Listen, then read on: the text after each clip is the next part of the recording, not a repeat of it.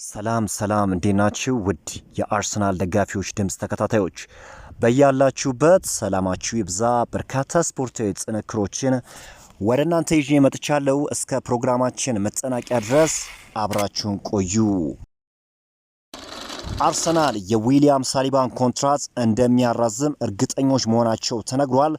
የሪያል ማድሪድ ፍላጎት ቢኖርም ግን ተጫዋቹ በለንደን ደስተኛ መሆኑን ተከትሎ ኮንትራቱን እንደሚያራዝም ይሰማቸዋል ተብለዋል። ገብርኤል ማጋሌሽ እንግዲህ በአርሰናል ቤት የሚያቆየውን አዲስ ኮንትራት መፈረሙ የሚታወቅ ጉዳይ ነው። ታዲያ አርሰናሎች ደግሞ ሌላኛውን የተከላካይ ስፍራ ተጫዋች ፈረንሳዊውን ዊሊያም ሳሊባን አዲስ ኮንትራት የማስፈረም ፍላጎት ያላቸው ሲሆን ተጫዋቹም እንግዲህ በአርሰናል ቤት የመቆየት ሀሳብ እንዳለው ተገልጿል። ኖርዌያዊው የአርሰናል ተጫዋች የሆነው ማርቲን ኦዴጋርድ በትናንትናው ዕለት እንግዲህ ድንቅ እንቅስቃሴን ማድረግ ችሏል።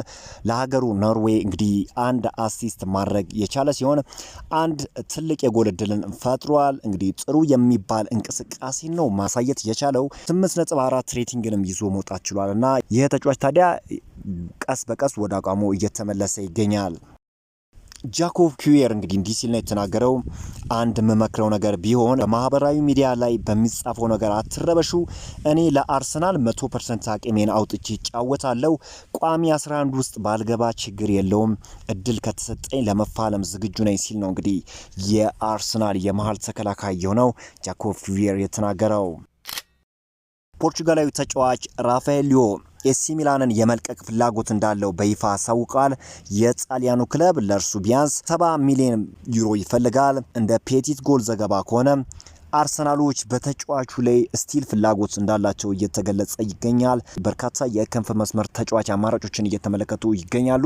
ነገር ግን አሁን ባለው ነባራዊ ሁኔታ አርሰናሎች ከመቼውም ጊዜ በላይ የሪያል ማድሪዱን የክንፍ መስመር ተጫዋች ሮድሪጎን የማስፈረም እድላቸው እጅግ እንደሰፋ ነው እየተገለጸ የሚገኘው። የአርሰናል ታዳጊ ድንቅ ተጫዋች የሆነው ኢታን ዋኔሪ ለ21 ዓመት በታች ዩሮ ውድድር የእንግሊዝ ብሔራዊ ቡድን ተቀላቅሏል። እንግዲህ የተጫዋች በአርሰናል ቤት እጅግ ድንቅ ከሚባሉ ተጫዋቾች ውስጥ ግንባር ቀደሙ ነው ማለት ይቻላል። የተጫዋች እንግዲህ በአርሰናል ቤት ከሚያሳየው እንቅስቃሴ አንጻር የበርካታ ክለቦችን ቀልብ መሳብ ችሏል። አርሰናልም እንግዲህ ለተጫዋቹ አዲስ ኮንትራት በቅርቡ የማስፈረም ፍላጎት እንዳለውም እየተገለጸ ይገኛል። ሳማኙ ፋብሪዚዮ ሮማኖ ይዞት የወጣውን መረጃ ወደ እናንተ ላቅርብላችሁ። እንግዲህ ስሎቬኒያዊ ተጫዋች ቤንጃሚን ሼሽኮ አርሰናልን ለመቀላቀል እጅግ እንደተቃረበ ነው የገለጸው። አርቢ ሌዝቢች ታዲያ አጠቃላይ የዝውውር ክፍያው ከ80 ሚሊዮን ዩሮ የበለጠ እንዲሆን ይፈልጋል። ካሁን ግን የተደረሰ ስምምነት እንደሌለ ነው የተናገረው። አርሰናል በቀላሉ የ80 ሚሊዮን ዩሮን ውል ማፍረሻ መክፈል አይችልም። ያከፋፈል መዋቅሩ ውስብስብ ሊሆን ይችላል። እንዲሁም የውል ማፍረሻው ዋጋው ጨምሯል።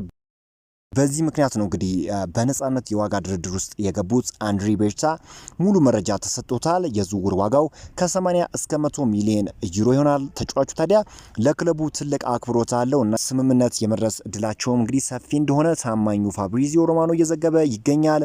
እንግዲህ አዲስ ድርድሮች ከተደረጉ በኋላ አርሰናል እንግዲህ ቤንጃሚን ሼሽኮን በ60 ሚሊዮን ፓውንድ እንዲያስፈርም እንግዲህ ፍቃድ እንደተሰጠው ነው አንዳንድ ምንጮች እየዘገቡ የሚገኙት። አሁን እንግዲህ የዚህ ተጫዋች ዝውውር ወደ ላቀ ደረጃ ከፍ እንዳለ ነው እየተገለጸ የሚገኘው። በትናንትናው ዕለት እንግዲህ አሳውቂያችሁ ነበረ። አንድሪ ቤርታ ከመጋረጃ በስተጀርባ እንግዲህ ከፍተኛ የሆነ ድርድር እያደረገ እንደሆነ ነው እየተገለጸ የሚገኘው። ተጫዋቹን ወደ ሰሜን ለንደን የማምጣት ፍላጎት አላቸው። ታዲያ በቅርብ ጊዜያትም ይህንን ዝውውር ለመቋጨት ሀሳብ እንዳላቸው እንግዲህ ታማኙ ፋብሪዚዮ ሮማኖ ነው እየገለጸ የሚገኘው። ሚካኤል አርቴታና በአንድሪ ቤርታ እንግዲህ ስምምነት ከተፈጠረ እጅግ ሰነባብቷል። የተጫዋቹን ዝውውር እንግዲህ በመጪዎቹ ሳምንታት ለመቋጨት ጠንክረው እየሰሩ እንደሆነ ነው በአሁኑ ሰዓት የሚወጡ መረጃዎች የሚጠቁሙት። ፋብሪዚዮ ሮማኖ እንደገለጸው ከሆነ እንግዲህ በዚህ ሳምንት መጨረሻ ስምምነት የመድረስ እድላቸውም ሰፊ እንደሆነ ጠቁሟል። ውድ የዚህ ቻናል ተከታታዮች በአዳዲስ መረጃ እስክንገናኝ ድረስ መልካሙን ሁሉ ተመኘው። በዚህ ሳምንት እንግዲህ አዳዲስ መረጃ የመውጣት እድሉ ከፍተኛ ነው። እኔም እነዛ መረጃዎች ወደ እናንተ የማደርሳችሁ ይሆናል። እናንተ ብቻ ይህን ቻናል ሰብስክራይብ እንዲሁም ላይክ ማድረግ ፈጽሞ እንዳይረሳ። በአዲስ ቪዲዮ እስክንገናኝ ድረስ መልካሙን ሁሉ ተመኘው።